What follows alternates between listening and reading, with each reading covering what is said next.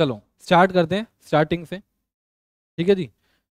जो भी है मैं कहूँगा पेंसिल से लिखना अपनी बुक में, पेन से मत लिखना। आज तो चलो पेन लाओ, नेक्स्ट क्लास से बुक में जब भी कुछ लिखते हो तो हमेशा किससे लिखना, पेंसिल। गंदी हो जाएगी ना, नोटबुक तो उठाई फाड़ दी, ये नहीं फाड़ सकते, तो हमेशा पेंसिल यूज करना अगली क्लास से। चैप्टर 1 है हमारा, टोटल करंट अफेयर्स में बच्चों 4 चैप्टर है, 4 चैप्टर।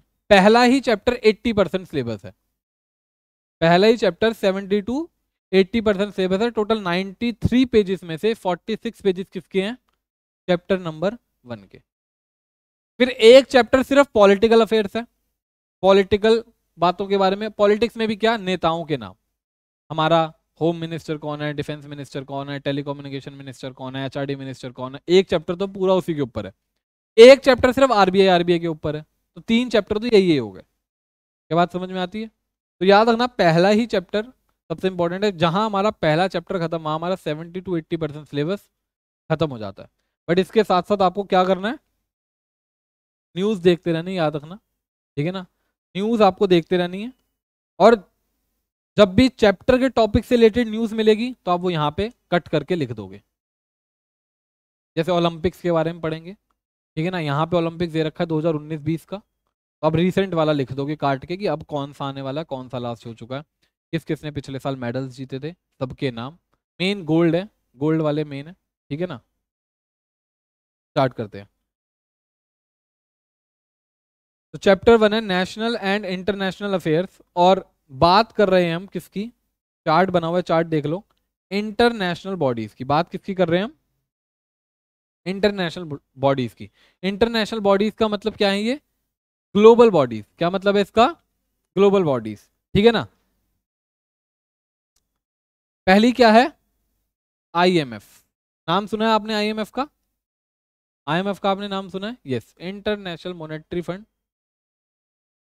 पूरी जो फाइनेंशियल स्टेबिलिटी की है ग्लोबली, वो मेंटेन करना किसका काम है, इंटरनेशनल मॉनेटरी फंड। किसी कंट्री को लोन की जरूरत है, वो लोन कौन देता है, आईएमएफ। क्या देना ही पड़ेगा, मजबूरी है उसकी, नहीं नहीं भाई, ठीक लगे दे दो, नहीं लगा। अब जैसे पाकिस्तान है, हो चुका है ओवर, अब नहीं देते उसको लोन वोन। अब पाकिस्तान को ग्लोबल एजेंसी लोन नहीं देती हैं, क्यों, पहले ही कर्जे में डूबा हुआ है। पाकिस्तान का अब क्या चल रहा है, इधर से लोन लिया इधर चुका दिया, इधर से लोन लिया इधर चुका दिया, तो आईएमएफ से ऑलरेडी वो कर्जे में डूबा हुआ है, अब नहीं देते उसे further loan.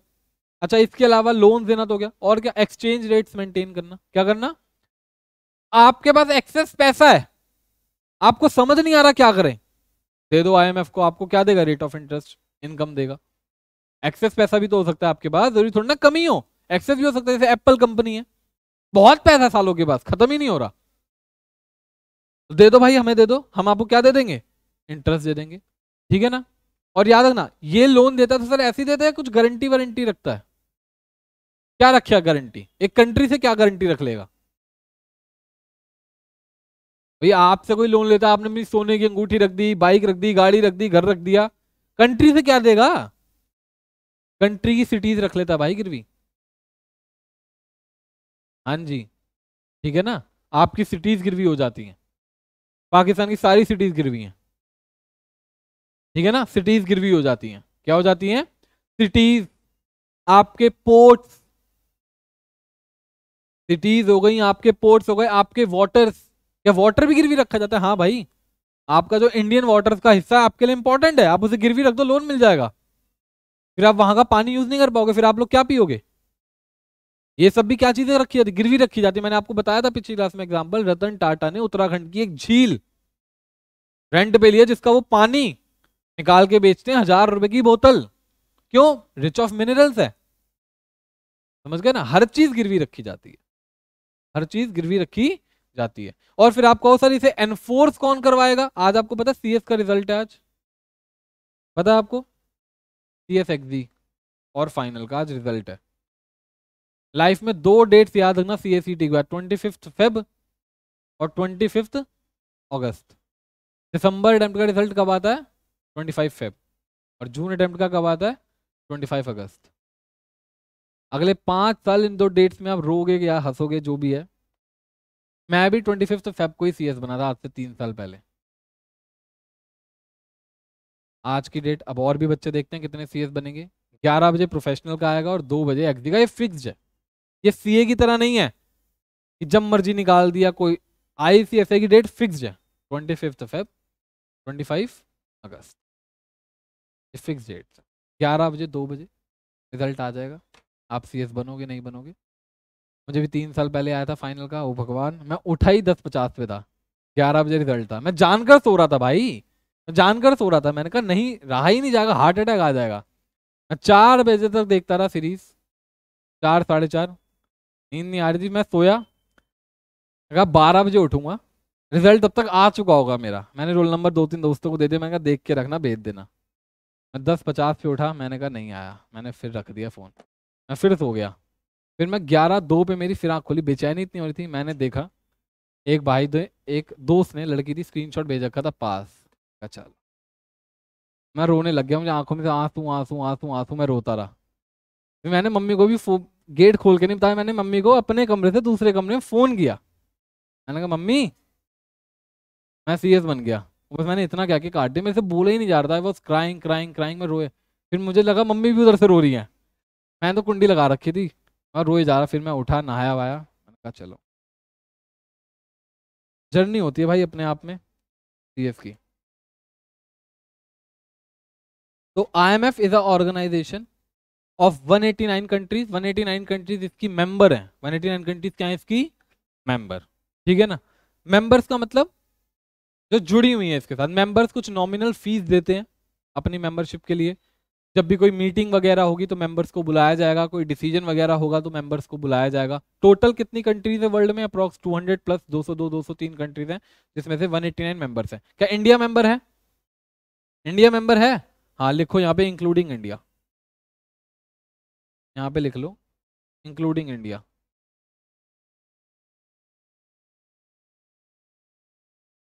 Working to foster global monetary cooperation securing financial stability. इसके काम बता रहा है क्या क्या करते हैं। Facilitate international trade, promote high employment and sustainable economic growth, reduce poverty around the world. हम जो ऑर्गेनाइजेशन पढ़ रहे हैं ना सारी, इन सबके एम्स एंड ऑब्जेक्टिव्स पढ़ने हैं आपको। क्या पढ़ने हैं? एक तो हो गई स्टैब्लिशमेंट कब है, ध्यान से रखना इनकी क्या क्या चीजें इंपॉर्टेंट है पेपर के लिए अगर आई तो।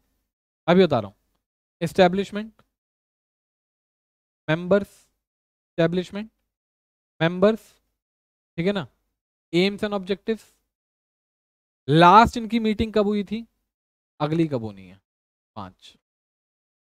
ये भी आने के चांसेस 1%, आप चाहो तो स्किप भी कर सकते हैं, ठीक है ना। एम्स एंड ऑब्जेक्टिव सारी ऑर्गेनाइजेशन के आपको बताता हूं, सबके लिए स्टैंडर्ड बता दे रहा हूं। हम ग्लोबल कॉपरेशन करेंगे। ग्लोबल कॉपरेशन क्या होता है? आपको मेरी जरूरत हो आप मेरा साथ दे देना, मुझे आपकी जरूरत हो मेरा साथ दे देना। ग्लोबल कॉपरेशन हो गया। पॉवर्टी को हटाने में कॉपरेट करेंगे, हंगर को हटाने में, बायलेटरल रिलेशंस, ट्रेड करेंगे, ठीक है ना, बिजनेस करेंगे, इकोनॉमिक ग्रोथ में साथ देंगे। यही चीजें 6 जो हैं ऑब्जेक्टिव्स हर ऑर्गेनाइजेशन के होते हैं, याद रखना है बात, ठीक है ना। ग्लोबल कॉपरेशन क्या होता है जी? हमारा कोई नागरिक आपके पास फंस गया, जैसे अभी हमारे यूक्रेन में फंसे हुए, रशिया में फंसे हुए हैं, हम उन्हें बुला रहे हैं वापस। अब वॉर चल रही है, हम बुलाएं कैसे? रशिया ने सारे तो उड़ा दिए, ठीक है ना, सारे जो रनवे थे वो उड़ा दिए हैं, कैसे बुलाएंगे? शिप से बुला लेते हैं, ठीक है ना। कुछ ना कुछ करते हैं, यूक्रेन से बात करते हैं कि हमारे सारे सैनिक, हमारे सारे लोगों को एक जगह पे इकट्ठा करो, हम भेज रहे हैं, ठीक है ना। इधर से हम रशिया को कह देते हैं कि भैया उस वाली नदी में हमला मत करना, वहां से हमारे लोग आ रहे हैं, वहां पे कुछ मत करना। नहीं होता ग्लोबल कॉपरेशन, ठीक है ना, बस यही होता है ग्लोबल कॉपरेशन। वरना आपने वो पिक्चर देखी होगी एयरलिफ्ट, देखी है? एयरलिफ्ट देखी है पिक्चर? पिक्चर ये पिक्चरें देखा करो यार, मिर्जापुर नहीं देखनी अपने को, ठीक है ना। बच्चे देख रहे होंगे मिर्जापुर, वो नहीं देखनी, ये एयरलिफ्ट देखो, रियल मूवी है, ठीक है ना। उसमें आपने देखा सद्दाम हुसैन ने कहा था इंडिया की किसी बंदे को कुछ नहीं होना चाहिए, इंडियन शुड बी सेफ, जबकि उन्होंने सालों को उनको कुवैत को भूत बना दिया, उनकी औरतों को उनकी लड़कियों को छोड़ा तक नहीं, बट इंडियंस पे उन्होंने हाथ नहीं डाला। क्यों? क्योंकि इंडिया ने एक टाइम पे कहा था, सद्दाम हुसैन के अगेंस्ट पूरी दुनिया खड़ी थी, इंडिया ने कहा था हम सद्दाम हुसैन के साथ खड़े हैं, कोई दिक्कत नहीं है। कुछ करा नहीं था इंडिया ने, सिर्फ कहा था कि we are with you. 1 lakh से ज्यादा लोग सुरक्षित इंडिया में आए थे। आज तक का सबसे बड़ा रेस्क्यू ऑपरेशन एयरलिफ्ट की मूवी देखो, ऐसी मूवी ट्रू मूवी, यही होता है ग्लोबल कॉपरेशन। यही क्या होता है? ग्लोबल कॉपरेशन, ठीक है ना, this is called global cooperation. अब यही चीज पाकिस्तान के साथ हो जाए, आपको लगता है ऐसा होगा? वो एक कुलभूषण यादव भाई साहब है हमारे, पता है आपको, जिसको पाकिस्तान की जेल में लास्ट 5-6 सालों से कैद कर रखा है, जबकि वो सिर्फ एक नागरिक था, पहुंच गया था गलती से पाकिस्तान, ठीक है ना। आप गलती से अगर पाकिस्तान की सरजमीन क्रॉस कर लो, आपको लगता है आप जिंदा वापस आ पाओगे? जबकि आप तो कुछ हो भी नहीं, आप कोई स्पाई हो, रॉ ऑफिसर हो, कुछ भी नहीं हो, तब भी आप आ पाओगे? आपको लगता है वापस नहीं आ पाओगे? क्यों? Global cooperation zero. और कहीं चले जाओ, क्राइम नहीं करा होना चाहिए आपको, आपने कोई गलती होनी चाहिए, ठीक है, आ जाओगे वापस। सुषमा स्वराज ने कितने लोगों को वापस बुलाया? आप जानते हो Sushma Swaraj was the best foreign minister of India till date. Till date best foreign minister. हर बंदे की उन्होंने, एक एक बंदे की पकड़ पकड़ के हेल्प करी है। अच्छा तू फंसा हुआ है, हाँ जी मेरे साथ गलत हो, रुक जो मैं वापस बुलाती हूँ, वापस बुलाया। क्रिएटेड कब हुई है? हमारे इंडिपेंडेंस से भी 2 साल पहले, ठीक है ना, यानी पुरानी ऑर्गेनाइजेशन हो गई, जितनी पुरानी उतनी बढ़िया। IMF is governed by and accountable to 189 countries that make up its near global membership. इसका प्राइमरी पर्पस क्या? पढ़ लो, the system of exchange rates. मैंने बताया एक्सचेंज रेट्स होते हैं। एक्सचेंज रेट समझते हो क्या होते हैं? प्रोडक्ट नहीं, प्रोडक्ट भी मेन एक्सचेंज रेट्स किसे कहते हैं? करेंसी एक्सचेंज करने का। डॉलर का क्या रेट चल रहा है, इसका क्या रेट चल रहा है, ठीक है ना। मार्केट में सबसे सेफ करेंसीज मानी जाती हैं, मानी जो जाती हैं, डॉलर, यूरो, पाउंड, ये सबसे सेफेस्ट करेंसी मानी जाती है। ये कहा जाता है कभी जिंदगी में ग्लोबल क्राइसिस आ जाए, बहुत कोट्स हैं, आप पढ़ना, बिग बिग लोगों की कोट्स हैं, कभी अगर मार्केट में बहुत ज्यादा क्राइसिस आ जाए, डॉलर यूरोस खरीद के रख लो अपने पास। बाकी सारी करेंसीज क्या हो जाएंगी? फॉल कर जाएंगी, इनकी वैल्यू होगी, स्टेबल बहुत जल्दी हो जाएगी, ठीक है ना। बाय यूरोस, डॉलर, ये सेफेस्ट करेंसी मानी जाती है, ठीक है ना। INR जैसे सेफेस्ट नहीं है बहुत ज्यादा, आपको पता ही INR कितनी ज्यादा नीचे होती जा रही, नीचे होती जा रही है, ठीक है ना। अब INR नीचे होने का मतलब है जो बंदे के पास डॉलर है वो अपने आप ही कमाया जा रहा है, समझ गए मेरी बात? वो तो अपने आप ही कमाया जा रहा है, उसको कुछ करना है, करेंसी होल्ड करके बैठा, वो कमाया जा रहा है, ठीक है ना। तो ये सेफेस्ट करेंसीज मानी जाती हैं, आप पढ़ोगे आगे चल के, वैसे तो CA के बच्चे ज्यादा पढ़ते हैं सब चीजें। And international payments, international payments होती हैं, आप जानते हो इंटरनेशनल पेमेंट समझते हो? अब एक बात तो, हमारी फ्रांस के साथ डील हुई, हमने रफेल मंगाए, 36,000 करोड़ की डील, कैश पड़ा है मेरे घर पे, 36,000 करोड़ रुपए मेरे घर में कैश पड़ा है, या इंडिया के पास कैश पड़ा है कहीं पे? नहीं पड़ा ना, कैसे दूंगा पेमेंट? फ्रांस कह रहा है मुझे तो एडवांस चाहिए 20,000 करोड़, बताओ कहां से दे? IMF देगा, IMF देगा। हम IMF को फोन लगाएंगे, भैया हमारे बिहाफ पे 20,000 करोड़ रुपए दे दो, कहेगा ठीक है, 20,000 करोड़ पहुंच गए, वो हमारे अकाउंट में एंट्री डाल देगा, 20,000 करोड़ लेने हैं, उनके अकाउंट में डाल देगा देने हैं। अब वो हमसे लेता रहेगा, हम चाहे उसे वन टाइम दें, इंटरेस्ट के साथ दें, जैसे मर्जी दें, समझ गए ना मेरी बात? ये बोलते हैं रेपुटेशन मार्केट, रेपुटेशन यही तो होती है ना। बिजनेस करना जानते हो? आपके में से किसी के फादर बिजनेसमैन है? बोलो, है किसी के फादर बिजनेसमैन? क्या करते हैं? गोल्ड का, अरे शादी होने वाली है मेरी। और किसके फादर हैं? आपके। तो क्या होता है मार्केट में, हम एक जगह से लेने हैं, हमें एक जगह को देने हैं, एक जगह से लेने, एक जगह से देने हैं, कॉमन मैन है कोई हमारे बीच में, तो हम कहेंगे भैया तू ले ले, तू दे दे, हम तुझे बाद में दे देंगे। मार्केट में यही होता है। आप घर में कोई पैसा रख के थोड़ी ना बैठा है, तो ये काम है IMF का। ये काम किसका है? IMF का। That enable countries and their citizens to transact with each other. Countries भी ट्रांजेक्शन्स करती हैं, आप जानते हो, और लोग भी करते हैं, बट IMF हमारे पछड़े में नहीं पड़ेगा।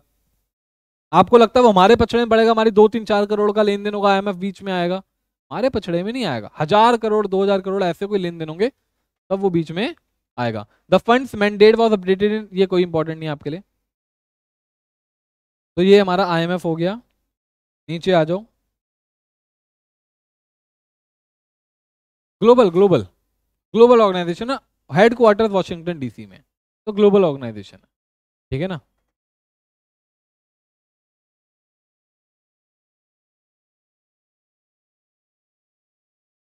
ट्रीटी है, जेनीवा ट्रीटी है, जेनीवा ट्रीटी है, साइंड कि अगर कोई भी सैनिक किसी के यहाँ फंस जाता है तो उसको वापस करना पड़ेगा आपको। आप किसी भी सैनिक के साथ बर्बरता नहीं कर सकते, थर्ड डिग्री नहीं कर सकते। नहीं कर रहे, ग्लोबली नहीं है ना वो चीज। जब अभिमन्यु वाला केस हुआ था ना, वो चीज बहुत हाईलाइटेड थी, समझ रहे हो। दुनिया के हर न्यूज चैनल में, अगर कंट्री, अगर दुनिया में 200 कंट्रीज हैं तो 200 कंट्रीज के न्यूज चैनल में यही चल रहा था कि इंडिया और पाकिस्तान के बीच में क्या चल रही है, वॉर चल रही है। मतलब वो एक तरह से वॉर नहीं, डिक्लेयर्ड वॉर नहीं थी, बट एक्चुअल में स्टार्टिंग थी बोलते हैं जिसे। तो हर जगह वही चल रहा था। तो वहां तो पाकिस्तान के ऊपर ग्लोबल प्रेशर ही इतना होता कि उन्हें वापस करना पड़ता। ऐसा पहली बार नहीं हुआ। 1999 में भी अटल बिहारी वाजपेयी के टाइम पे भी हमारा वहां पे फंस गया था, तो वापस किया था उन्होंने। जेनीवा कन्वेंशन है 1970 पता नहीं 80 की। पर जो कुलभूषण यादव का केस है वो सिटीजन का केस है, वहां पे ग्लोबल। आज ये जो कुलभूषण वाली न्यूज है वो 150 कंट्रीज के चैनल में चल जाए, 24 घंटे में वापस करना पड़ेगा। समझ गया ना मेरी बात। इट इज कॉल्ड, वही बोलते ना, अब जैसे आपके साथ गलत हो रहा है, मान लो एक गली में हो रहा है, कोई सुनेगा? वो चीज न्यूज में आ जाए, झक मार के सुनना पड़ेगा। हिजाब रो जो आप देख रहे हो वो क्या है यार? एक कॉलेज का इंटरनल मैटर है यार, आप पॉलिटिक्स घुसाड़ रहे हो उसके अंदर। समझे? मैं मुस्लिम हिंदू की बात नहीं कर रहा। कुछ लड़कियां आई, उन्होंने कोई ड्रेस पहन रखी है, मैं ड्रेस कह रहा हूं, कॉलेज कह रहा है अलाउड नहीं है, घर जाओ बदल के आओ, बात खत्म। नहीं समझे? ये कहां हो रहा है जी? मुस्लिम गर्ल्स को मना कर दिया, फलाना कर दिया, ढिमकाना कर दिया, तो एक बेकार की चीज है ना। वो बात कह रहा हूं मैं, इंटरनल मैटर है। जब तक उसकी न्यूज नहीं बनेगी तो फिर कैसे प्रेशर आएगा? अब क्या हुआ? प्रेशर हुआ, कर्नाटक हाईकोर्ट ने कह दिया जो स्कूल की ड्रेस है वो पहन के आनी पड़ेगी। जो स्कूल की ड्रेस है पहन के आओ। अब मेरे पापा पंडित है तो मैं लुंगी पहन के चला जाऊं क्या? आप बताओ ना। हमने भाई दिल्ली में तो मैंने यही सीखा है, स्कूल्स में ड्रेस के बिना अलाउड ही नहीं थे। और प्राइवेट स्कूलों में तो ये हाल है, गवर्नमेंट का मुझे नहीं पता, प्राइवेट में तो ये हाल है, अगर आप शूज भी साले घर के पहन गए उतरवा देते हैं वो।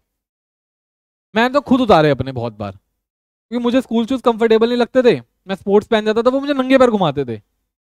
रूल है ना, रूल है। अब मेरे घर वाले आधे नहीं जी ये तो यही पहनेगा, हम तो यही पहनते हैं घर में, तो this is not the case.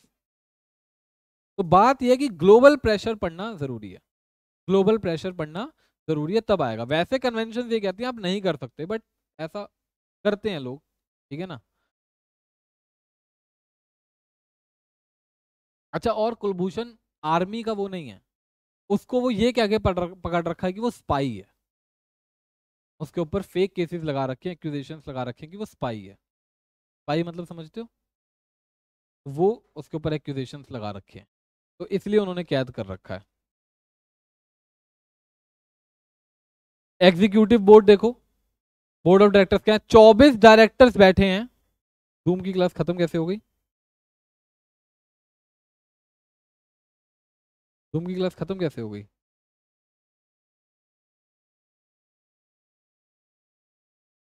नीचे चला जा तू। हेडक्वार्टर्स में, सॉरी बोर्ड में कितने लोग बैठे हैं? 24 डायरेक्टर्स, जो कि रिप्रेजेंट कर रहे हैं या तो किसी सिंगल कंट्री को या ग्रुप ऑफ कंट्रीज को, सिंगल कंट्री को या ग्रुप ऑफ कंट्रीज को। मतलब समझ रहे हो इसका? जैसे 5 कंट्रीज का एक बैठ गया, 10 कंट्रीज का एक बैठ गया, 7 कंट्रीज का एक बैठ गया, ठीक है ना, जिन जिन की बनती है, जिन जिन की बनती है। जैसे मान लो यूरोपियन यूनियन है, पूरा का पूरा एक ही बिठा दिया। अब इंडिया है, इंडिया के साथ भूटान है, इनकी क्या औकात है? कोई कंट्री है क्या ये तो सिटी है हमारी बराबर की, तो चलो हम सबका इंडिया ही बैठ गया, इंडिया ही बैठ गया। नहीं समझे? ये सारी कंट्रीज आप इन्हें क्या मानते हो? ये तो अब चाइना मैनिपुलेट कर रही, क्या है? इंडिया के रहमो करमों में पड़ने वाली कंट्री है कौन कौन सी? श्रीलंका, भूटान, नेपाल, अफगानिस्तान, इंडिया के रहमो करम में पलने वाली कंट्रीज हैं ये। अफगानिस्तान में 35,000 करोड़ रुपए इंडिया ने इन्वेस्ट कर रखा था, वो तो तालिबानों ने हमला कर दिया और वो सारा 35,000 करोड़ रुपए मिट्टी कर दिया हमारा। ब्रिजेस बनवा रहे हैं, स्कूल्स बनवा रहे हैं, फलाना ढिमकाना, वही मैंने बताया ना, ग्लोबल कॉपरेशन। क्या बोलते हैं इसे? Global cooperation. बात समझ आती है मेरी? तो डायरेक्टर्स बैठे हुए हैं। सबसे लार्जेस्ट बोरोर्स कौन से हैं? Argentina, Ukraine, Greece, Egypt. Ukraine के लोन्स का तो क्या होगा, तुम दे भी पाओगे नहीं। Largest precautionary loans Mexico, Colombia, Morocco. आप कहोगे सर पाकिस्तान तो है नहीं, अरे पाकिस्तान से भी ज्यादा कर्जा ले रखा कंट्री ने। बात कर्जा लेने की नहीं होती, बात होती है किसके अंदर कैपेबिलिटी है उस कर्जे को लौटाने की। समझ गए मेरी बात? अगर मैं आपसे बात ये बोलूं, इंडिया में रिचेस्ट पर्सन कौन है? गौतम अडानी। सेकंड कौन है? मुकेश अंबानी। दो रिचेस्ट है। और अगर मैं आपसे ये बात बोलूं, सबसे ज्यादा लोन्स भी उन्होंने ले रखे हैं, मानोगे आप ये बात? But this is true. नहीं समझे मेरी बात? लोन्स भी उन्होंने ले रखे हैं ना, बट क्वेश्चन ये नहीं है कि उन्होंने कितना लोन ले रखा है, क्वेश्चन ये है वो उस लोन को लौटाने के लिए कितने काबिल है।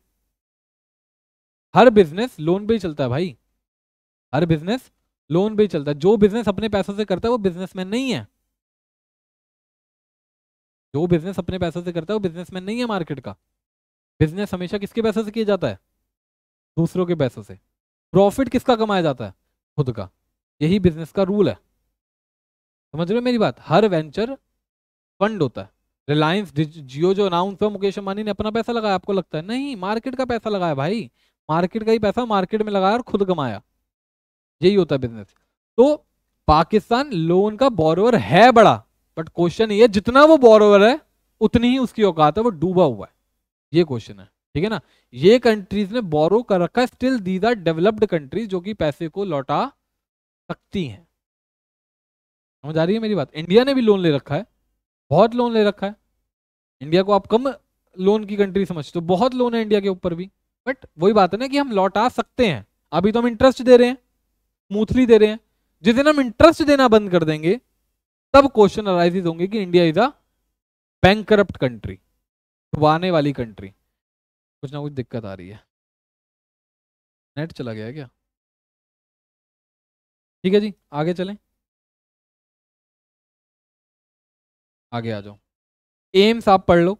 जो एम्स ऊपर मैंने बताया, promote international cooperation, expansion and balanced growth, exchange stability, assist in establishment of multilateral system of payments,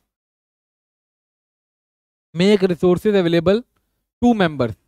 ठीक है ना? मतलब लोन की जरूरत पड़ेगी तो मेंबर्स को क्या कर देंगे? दे देंगे। Experiencing balance of payment difficulties. Balance of payment पता है आपको क्या होती है? पढ़ रखा है इकोनॉमिक्स में। बैलेंस ऑफ पेमेंट्स क्या होती है? ग्लोबली आपको पैसा देना है बहुत सारा, आपके पास है नहीं पैसा देने के लिए, यही होता है बैलेंस ऑफ पेमेंट्स। ठीक है ना? जैसे आप अपनी एसेट्स लायबिलिटीज की बैलेंस शीट बनाते हो, ऐसे कंट्री भी बनाता है।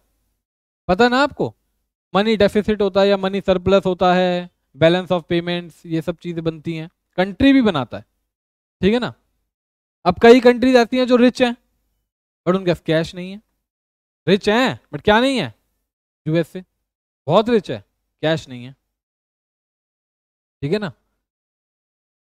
आईएमएफ इन न्यूज देखो कब की दे रखी है, चल क्या रहा है? फाइनेंशियल ईयर क्या चल रहा है? 21-22, 40 दिन में वो खत्म है। कौन सा फाइनेंशियल ईयर आ जाएगा? 22-23। क्या करूंगा मैं इसका? पर भी पढ़ लेते हैं। कह रहे हैं इंटरनेशनल मॉनेटरी फंड ने ये कहा है इंडिया की ग्रोथ जो है has projected a recovery in 2021 growth होगी इंडिया में। ठीक है ना? As per statement of IMF chief economist Gita Gopinath. ये इंपॉर्टेंट है, पेपर में पूछ सकता है। आईएमएफ की चीफ इकोनॉमिस्ट कौन है? गीता गोपीनाथ। इंडियन है, इंडिया ओरिजिन की है। ठीक है ना? During the news conference in Davos for the release of world economic outlook update on January 2022, almost 2 साल पुरानी न्यूज है। तो यही चीज है, चीजें बहुत पुरानी दे रखी हैं। आगे देखो, IMF downgrades world growth warns of precarious 2020। IMF कह रही है कि भैया 2020 जो है वो डाउनफॉल होगा। क्या होगा? डाउनफॉल। प्रिकॉरियस 2020, बहुत ही प्रिकॉशंस के साथ 2020 में चलने की जरूरत है, क्योंकि वर्ल्ड क्या एक्सपीरियंस करेगा? डाउनफॉल। क्या ऐसा हुआ? यस। पहली कोरोना की वेव, सेकंड कोरोना की वेव 2020 में ही आई थी। ठीक है ना? और सिर्फ इंडिया में ही नहीं, वर्ल्ड वाइड क्या था? डाउनफॉल था। वर्ल्ड वाइड क्या था? डाउनफॉल था। अगर आपने निफ्टी सेंसेक्स देखा होगा, शेयर मार्केट, हम डाउनफॉल कहां से मेजर करते हैं? मार्केट से। ठीक है ना? हम तो डाउनफॉल वहीं से मेजर करते हैं ना। निफ्टी सेंसेक्स जो चल रहा है, मैं कह रहा हूं आपको बहुत ज्यादा शेयर मार्केट की नॉलेज ना हो, हमें तो दो ही चीजें पता, निफ्टी और अप जा रही है तो मार्केट अप है, डाउन जा रही है तो मार्केट डाउन है। जैसे अभी डाउन हो गई एकदम, पुतिन भाई साहब ने क्रैश कर दिया सब कुछ, ठीक है ना। अब लोग परेशान है, बड़े परेशान है। एक्चुअल में ये टाइम है इन्वेस्ट करने का। ये टाइम क्या है? इन्वेस्ट करने का। कोई चीज जमीन में पड़ी है वो और नीचे जा सकती है? अब तो उसके मुकद्दर क्या है? उठना। नहीं समझे मेरी बात? अब तो उसका मुकद्दर क्या है? उठना, वही है। अब तो शेयर मार्केट कहाँ पड़ी है? जमीन में। अब क्या नीचे जाएगी? अब क्या डूब जाएगी क्या? अब टाइम है टू इन्वेस्ट। 10 करोड़ रुपए डाल दो, वॉर खत्म होगी, स्टेबल होगी मार्केट, 11 करोड़ हो जाएंगे। 1 करोड़ से वर्ल्ड टूर कर आना। समझ गए मेरी बात? तो यही टाइम होता है इन्वेस्ट करने का। तो जो भी आईएमएफ ने प्रिडिक्ट करा था वो हुआ भी। कोविड वेव आई और कोविड वेव ने सब कुछ तहस नहस करके रख दिया। कोविड ने रियलिटी में बहुत तबाही मचाई है, ठीक है ना। फिजिकल तबाही दिखती नहीं है, वॉर होती तो फिजिकल तबाही दिखती, बट एक्चुअल में इसने बहुत तबाही मचाई है। लोगों के बेरोजगार खत्म, बिजनेस खत्म, जॉब्स खत्म, पॉवर्टी, हंगर, कई लोग तो परिवार परिवार चला गया। और आप ये मत सोचो जिनके पास पैसा था वो बचे रह गए और जो गरीब थे वो मर गए, ये बिल्कुल लिटरली रॉन्ग है। इक्वालिटी करी है कोरोना ने, अमीर भी मरेगा और गरीब भी। इक्वालिटी रखी है, मौत में भी इक्वालिटी सुनी है कभी? मौत में भी इक्वालिटी रखी है। वरना आप सोचो, भुवन बाम, बीबी की वाइन्स देखा है? देखा ही होगा कभी ना कभी। वो अपने पेरेंट्स को नहीं बचा पाया सेकेंड वेव में, वो अपने पेरेंट्स को नहीं बचा पाया, भुवन बाम। सोचो, तो अगर पैसे से भी बचाया जा सकता तो वो नहीं बचा सकता था क्या? उससे अमीर तो कोई नहीं होगा। तो जो वो भी अपने पेरेंट्स को कोरोना में उसने सेकेंड वेव में खो दिया। तो मैं कह रहा हूं पैसे ने भी कोरोना से कोई निजात नहीं था। इवन अर्जेंटीना और 2-3 कंट्रीज ऐसी थी जहां पे लोगों ने अपने पैसों को रोड पे फेंक दिया था। अगर आपने न्यूज में देखा हो, फर्स्ट वेव की बात बता रहा हूँ ये, फर्स्ट वेव की। अर्जेंटीना में लोगों ने अपने घरों से पूरा पूरा पैसा उठा के बक्सों के साथ बाहर फेंक दिया। क्या करेंगे? क्या करेंगे? 100 ट्रक लाइन में खड़े हैं विद डेड बॉडीज, दफनाने की जगह नहीं, ट्रक, लोग नहीं कह रहा मैं, 100 ट्रक खड़े हैं विद डेड बॉडीज। हॉस्पिटल्स में जगह नहीं है, डॉक्टर्स भी मर चुके हैं। जबकि सबसे बेस्ट मेडिकल इक्विपमेंट में टॉप 5 में अर्जेंटीना था। इंडिया में हर 1 लाख बंदे पर एक डॉक्टर है, पता है आपको? 1 लाख बंदे पर एक डॉक्टर है। अर्जेंटीना में मुश्किल से 300 या 200 बंदों पे एक डॉक्टर था। तब बता रहा हूँ आपकी ये हालत। तो लोगों ने सारा पैसा फेंक दिया भाई, लो ले जाओ, हमसे क्या करेंगे पैसे का, कुछ नहीं है पैसा। समझ रहे हो मेरी बात?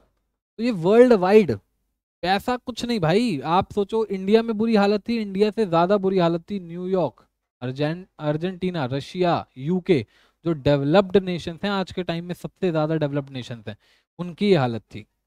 इंडिया की तो बात छोड़ो, इंडिया तो क्या ही लो इक्विपमेंट्स के नाम पे जीरो था। बट इंडिया में बचत बचाव पता है क्यों है? देसी नुस्खों की वजह से इंडिया में बहुत बचाव था।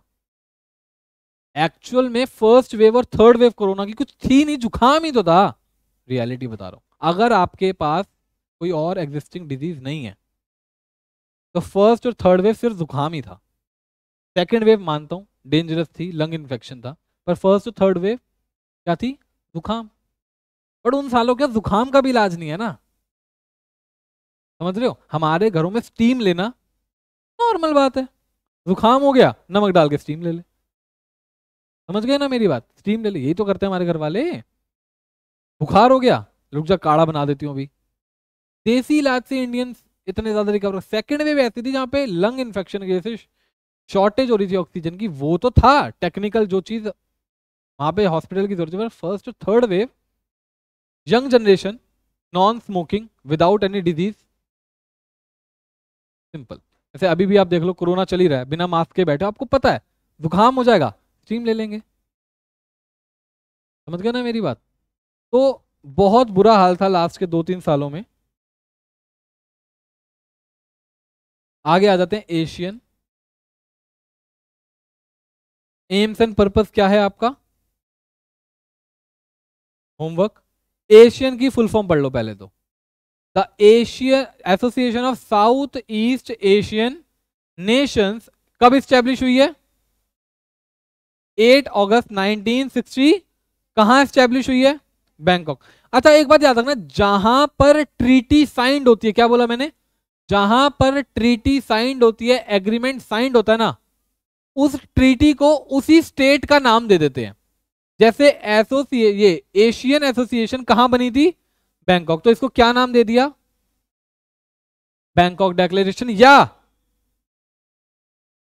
ऑफिशियल नाम क्या है? Asian declaration, also called bank. बताना बैंकॉक क्यों दिया, दिल्ली डेक्लेरेशन क्यों नहीं दिया? क्योंकि साइन कहां पे हुई थी? क्या बात समझ में आती है? साइन कहां पे हुई थी? अगर बताना कोई दिल्ली में ट्रीटी साइन होगी उसको क्या कह देंगे? दिल्ली डेक्लेरेशन। टोरंटो में साइन होगी क्या कह देंगे? Toronto declaration. भूटान में साइन होगी क्या कह देंगे? भूटान डेक्लेरेशन। क्या बात समझ में आती है? कंट्रीज देख लो, फाउंडिंग मेंबर्स कौन कौन थे? Indonesia, Malaysia, Philippines, Singapore, Thailand. Founding members का मतलब जो बनी थी उस टाइम पे प्रेजेंट थे, फर्स्ट 5। उसके बाद ऐड हुए हैं कौन कौन देख लेना। Brunei, Vietnam, Lao PDR and Myanmar. क्या बात समझ में आती है? एम्स एंड ऑब्जेक्टिव्स वही है जो मैंने आपको बता रखा था। ये भी पढ़ाऊंगा, एक सेकंड रुक जाओ। ये इसके मेंबर्स हैं, मैं मेंबर्स दिखाने चाह रहा हूं, ये इसके मेंबर्स हैं। Brunei, Cambodia, Indonesia, Lao PDR, Malaysia, Myanmar, Philippines, Singapore, Thailand, Vietnam. India member है? India is not a member.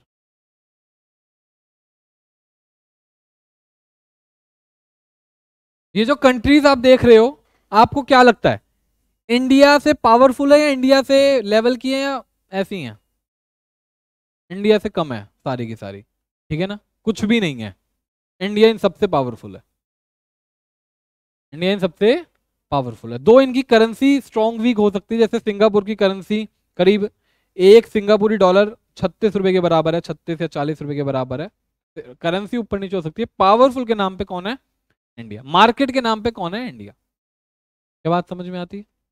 बाकी एम्स एंड ऑब्जेक्टिव्स आप पढ़ोगे, यहां से हम नेक्स्ट क्लास में स्टार्ट करेंगे। ठीक है जी, एम्स एंड ऑब्जेक्टिव्स आप पढ़ लेना, यहां से हम नेक्स्ट क्लास से स्टार्ट करेंगे। ठीक है जी, चलो बाय बाय, टेक केयर।